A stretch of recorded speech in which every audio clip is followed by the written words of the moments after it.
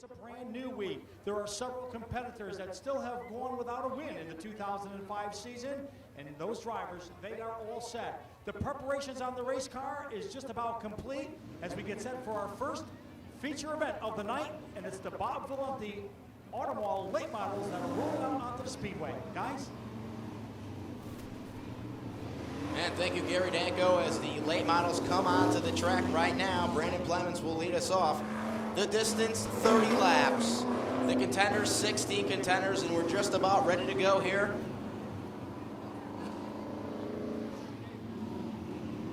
And here's how they'll roll off. Starting on the pole, it's car number 67 out of Uncasville, Connecticut. That is Brandon Clemens, and right beside him, car number 2, he's out of Trumbull, Connecticut. That is Dwayne Knoll. 2 rows back, this man will start third. It's Wayne Corey Jr. out of West Haven, Connecticut. And right beside him, it's Jay Lozniak in car number 28. 3 rows back, rolling off 5th, it's car number 35 out of Groton, Connecticut for Bruce Thomas Jr. And right beside him, in car number 96, he won the heat, it's Charles Bailey III. 4 rows back, starting 7th, it's Mark St. Hilaire in the USS Chowderpot number 3. And right beside him, rolling off 8th, in car number 5 out of Deep River, Connecticut, it's Carl Erickson.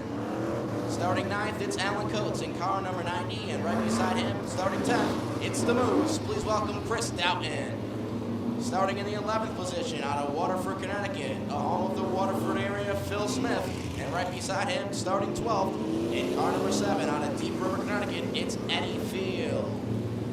Starting 13th, it's car number 73 for Joe Perry out of Ashaway, Rhode Island. And right beside him, starting 14th, it's car number 19 for Chandler Eccles, and rounding out the field, car number 77 for Richard Durante, and car number 66 for Jeff Porter.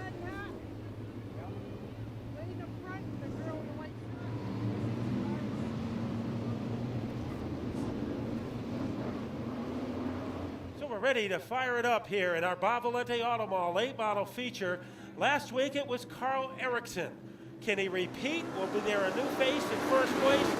Great jump, Brandon Clemens to get us started on a rowdy fashion. Clemens on a crusade in car number 67. So good battle for second right now between Dwayne Knoll. He's upside with Wayne Corey. Look at Wayne Corey Jr. and that beautiful white number 17 almost gets sideways. Thomas Jr., who owns the car, makes him in 3 wide. Now it is Carl Erickson trying to drill his way underneath Charles Bailey in car number 96. He is able to complete the move as he has invaded 5th place. I talked to Wayne Corey earlier. He said, Dan, I apologize for last week when he guaranteed victory and wrecked in the heats, but he said this week, a whole different story. Watch me get it done, and I'm watching right now. He's currently running second and looking very sharp, but up front it's still the 67 of Brandon Clemens. Here comes Carl Erickson trying to shadow that 35 car of Bruce Thomas. Now Thomas goes to work on Wayne Corey in the 17. As they swirl around the corner, Corey has a spot, and here comes the 35. Bring it on. Bruce Thomas has moved into second. This is a battle of the grooves. All the last month, the outside groove has been working for the late models. Will it work today? It's a little hotter outside, and look at that inside groove. And Bruce Thomas Jr. take over second. And Carl Erickson, he has his car underneath the 17 of Corey. Remember, that's a backup car for Wayne Corey.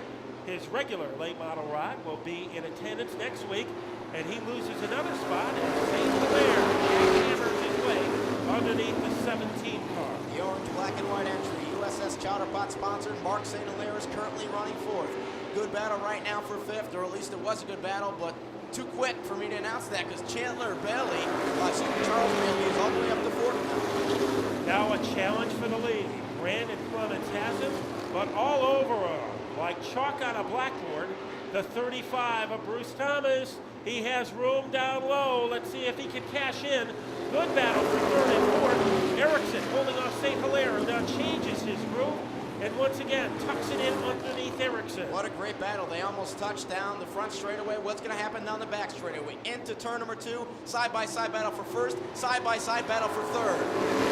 Clemens has lost the top spot to Bruce Thomas. Now, a man with like a missile, the 5 of Erickson, breathing down the tailpipe of Brandon Clements. They blast their way off the fourth corner, side by side extravaganza. And now Erickson has just launched his way into second place. Corey spins between turns 1 and 2. Let's see if he can get that car back onto the racing surface. Thomas is leading. Chad Williams, our spotter, will throw, or our flagman, will throw the yellow. And it comes 5 or 10. The car was very, very loose. And even in the heat race, Alan Coates did not provoke normal contact with St. Hilaire and Erickson. Erickson in trouble. We saw that right on the starting line. Erickson may not have come up to speed. Our leader, Bruce Thomas, went one of the feature attractions of Wild and Wacky Wednesday. Green is out. Thomas is back out. 35 jumps out to the early lead. He leads by about a half a car length. Brandon Clements in second. Good battle for third. Mark St. Hilaire on the inside. Charles Bailey third on the outside. Who's going to get the best of this battle? As we almost go 3 wide out of turn number 4. It's St. Hilaire. Wade Noel and Pittman. Moose Stoughton trying to squeeze himself between Noel and the railing. He is breathing down the fire suit of the 2 cars. So Moose Stoughton close enough to change the station on Noel's radio as they swing off the fourth corner. Mark St. Hilaire back in front of Noel. Means nothing. These 2 cars that are battling each other got a little bit of fender benders on it, but it's not really slowing them down, Matt, as St. Hilaire now looks to make the pass on Brandon Clements. Well, the 67, that side of the Clements car looks like a crushed beer can as he slides across the stripe in third place, and a man might be fast as the ball right now. Charles Bailey III in car number 96 as he perches himself right behind Mark St. Hilaire. Great battle right now between Eddie Field and Moose Stoughton. That battle is for 5th. They are side by side. Jay Losniak is going at it with car number 73 of Joe Perry. Now, we told you before, Ed Field in car number 7, he had a difficult time making that car turn. But he is doing a great job tonight as he has invaded the top 10 in car number 7. Stoughton is able to brush him off and keep his spot. Meanwhile, in another congressional district is Bruce Thomas as he has a considerable lead over the combination of Bailey and St. Hilaire. Bailey, a bid for second. Side-by-side racing right now. The black and orange against just the black. Give this battle to the 96. Charles Bailey III has been working on St. Hilaire for the last 6 laps. He's finally made it work for him. He's made the pass, and he's currently running second, single file to 7th. So we'll see what the strategy is for Bruce Thomas. He's going to cruise around and save something for the finish because it appears that Charles Bailey is biting away into that one substantial lead owned by Thomas. In third is St. Hilaire. In fourth is by Nolan. Here comes Moose Stoughton making things interesting as they aim their cars for the backstretch. So in position, failed to Moose Stoughton. That brown and purple number 9 with the Grim Reaper on it. Here comes a good battle for 7th place. Car number 73 on the inside. Alan Coates on the outside. Who's going to get the best of this battle? It's number 73 for Joe Perry. Brandon Clements, that car hobbles around the speedway, so obviously something wrong with that car. It is not an optical illusion at the front. Bruce Thomas's once imposing lead is starting to evaporate as Charles Bailey III is making progress on every lap. And with 9 laps to go, once they cross the stripe, Bailey still has plenty of time, even if it stays green, to make a late charge on Thomas. You never know to tell how a person's going to race, usually by how quick he is in the heat. Charles Bailey III was flying through the heat. He won his heat. Now he's in second in the feature. Can he get the job done? Only time will tell, Matt, but I'll tell you this, he really is coming now. Only 5 car lengths second. But he's only got 8 laps in which to make a move. St. Hilaire in third. Dwayne Noel having his best run of the season, trying to hang on to fourth. Moose Stoughton all over him like frost on a windshield. Here comes Stoughton trying to take the spot away. Stoughton mentioned to me last week he finished second. He said he did 1 caution last week and I would have won that race.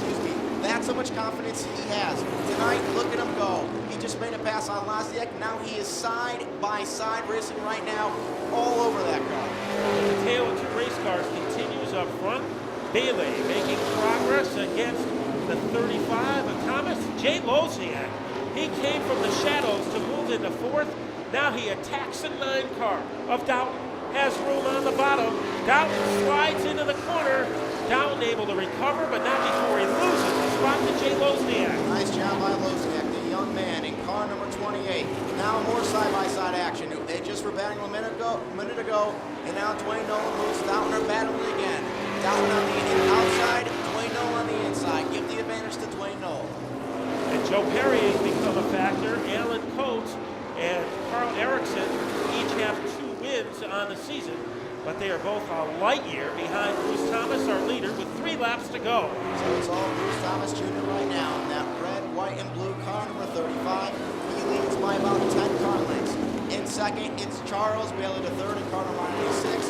And then about 5 car lengths back, it's Mark St. Hilaire, the USS Chowder Bot entry. 2 laps to go. It's all Bruce Thomas Jr.'s race to win. If he can just go 1 more lap and a half around this Waterford Speedbowl, he will indeed do it for the first time this year. He leads by about now 10 car lengths. Bruce Thomas Jr. takes the white flag. 1 more lap to go. Trouble in turn number 3. Trouble in turn number 3. Alan Coates and car number 5 of Carl Erickson are going to get sideways, but we're going to race to the checker flag, and taking down the victory, it is car number 35 for Bruce Thomas Jr.